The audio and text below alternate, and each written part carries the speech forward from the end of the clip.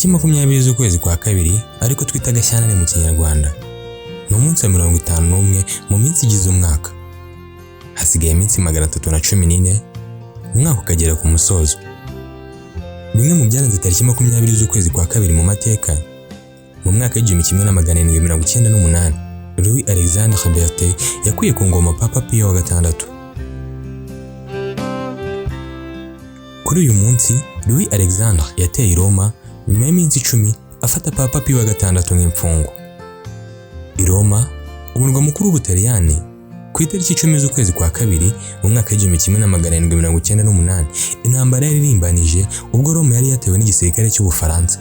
Ingabo zikaba zari zihagarariwe na Louis Alexandre, umusirikare wari ufite ipeti rya Marshal akaba na generali w'igihugu cy'Ubufaransa, niwe wari uyoboye iki gitero.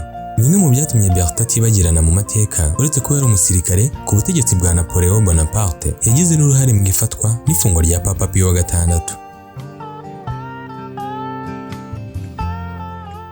Naho umwaka w'1835 umujyi wa Concepción muri Chili wasenywe n'umutingito.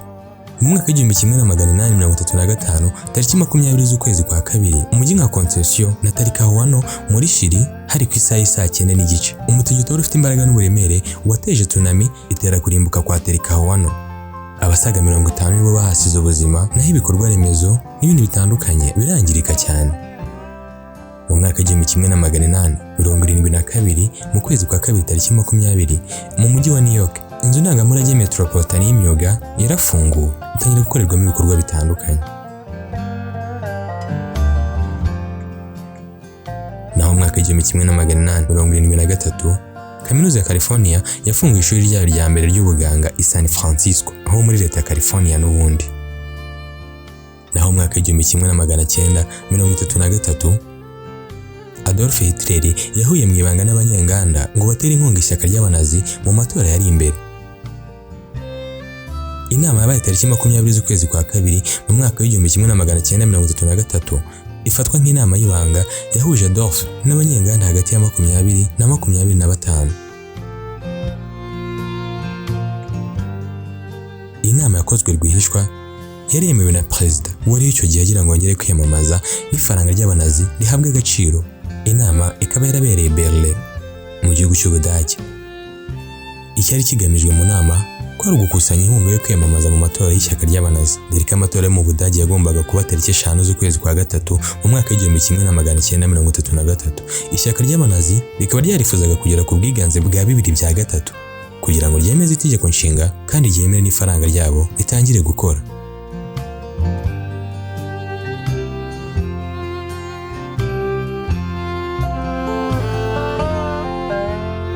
Mu mwaka w'1935 ho Carolina McKerselin yabaye umugore wa mbere wakandagiye muri Antarctica. Caroline McKerselin yavutse mu mwaka w'1906 tariki 20 z'ukwezi kwa 11 avukira Denmark. Nyuma yaje gushaka umukapiteni muri Norvège Clarius Michael Carlsen. Bombi baje kwimukira muri Norvège. Gusa mu itumba ry'umwaka w'1934 kugeza mu mwaka w'1935 Mikkelsen yaherekeje umugabo we muri Norvège. Uru rukaba rwo rugendo rwo gushakisha ibihugu bya Antarctica bishobora komekwa muri Norvège.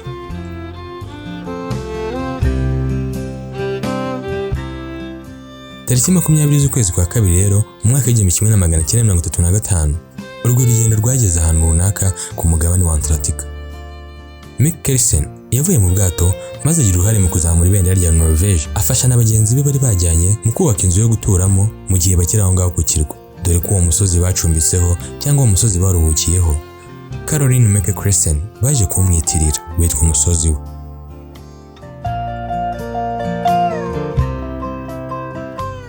Mu mwaka w'1944 mu ntambara ya kabiri y'isi yose Leta Zunze Ubumwe za Amerika zafashe ikirwa cya Eniwetok.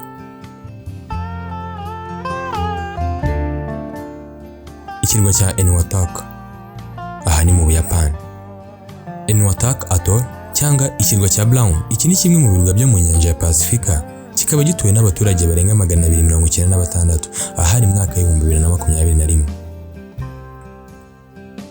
Iki kirwa cyari cyarigaruriwe n'Ubuyapani kuva mu mwaka w'igihumbi kimwe na magana cyenda na cumi na kane kugeza mu mwaka w'igihumbi kimwe na magana cyenda mirongo ine na kane ubwo Leta Zunze Ubumwe za Amerika zatsindaga Abayapani bari barigaruriye icyo kirwa.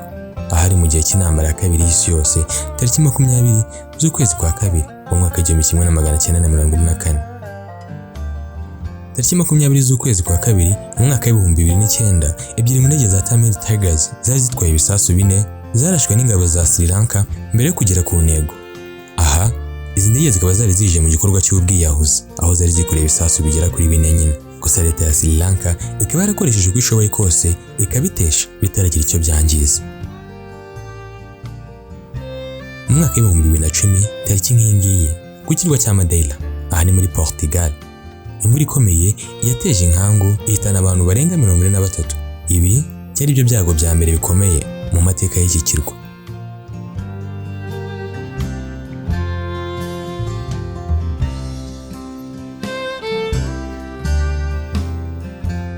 Reka nze mu kanya tuganire ku byamamare, abastar, abamenyekanye bavutse ku itariki 20 z'ukwezi kwa kabiri mu mateka.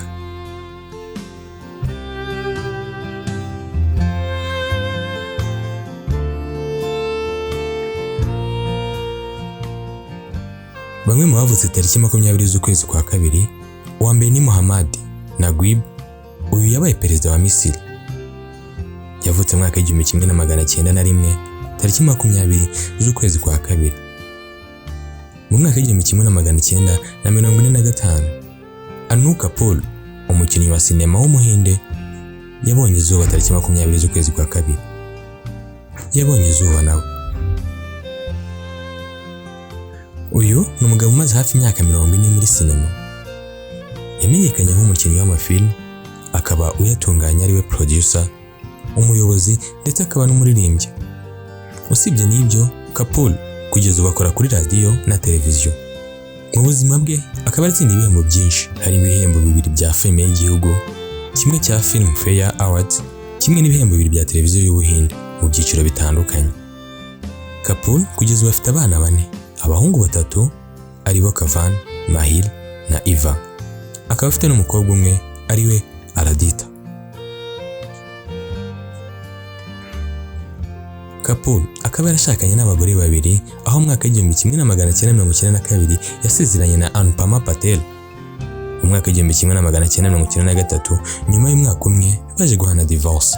Gusa nyuma y'imyaka 2 yaje gusezerana na Arunita Mukherjee. Gusa nawe ntibyatinze kuko mu mwaka w'ibihumbi 2005 baje gukora divorce. Nyuma y'imyaka 3 gusa yaje kubona nta kindi yakora uretse kongera gusezerana na Anupama Patel. Bari baratandukanye mu mwaka w'igihumbi kimwe na magana cyenda mirongo icyenda na gatatu. Naho mu mwaka w'igihumbi kimwe na magana cyenda mirongo itanu na rimwe, Gordon Brown wabaye minisitiri w'intebe w'Ubwongereza akaba n'umudepite nawe yavutse ku itariki nk'iyi ngiyi. Cindy Crawford, umunyamideli akaba n'umukinnyi w'amafilme, ni umunyamerikakazi, yavutse ku itariki 20 z'ukwezi kwa kabiri mu mwaka w'igihumbi kimwe na magana cyenda mirongo itandatu na gatandatu.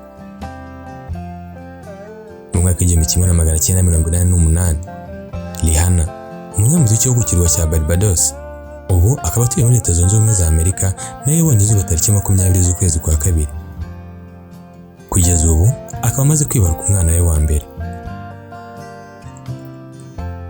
Bamwe mu batabarutse ku itariki 20 z'ukwezi kwa kabiri mu mwaka w'igihumbi kimwe na magana inani mirongo itandatu na kabiri, William Wesley Lincoln, umuhungu wahoze ari perezida wa Leta Zunze Ubumwe za Amerika Abraham Lincoln, yatabarutse ku itariki nk'iyi ngiyi. Mu mwaka w'ibihumbi 2008, Emily Perry, umukinnyi wa sinema w'umwongereza, nawe yaratabarutse ku itariki nk'iyi. Mu mwaka w'ibihumbi 2009, Larry H. Miller, uyu yari umuherwe w'umunyamerika, akaba ari nawe wari nyiri ikipe ya basket izwi nka Utah Jazz. Mu mwaka w'ibihumbi 2010, Alexander Haig, umusirikare w'umunyamerika wanagize uruhare rukomeye muri politiki ya Leta Zunze Ubumwe za Amerika, nawe yatabarutse ku itariki nk'iyi ngiyi 20 z'ukwezi kwa kabiri mu mwaka w'ibihumbi 2010.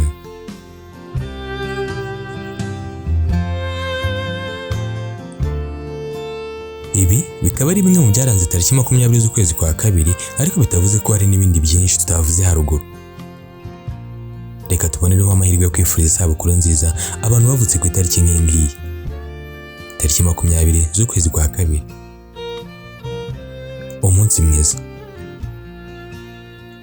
Njye mwabonye mu kiganiro nari Jehovan. Nawe ubutaha.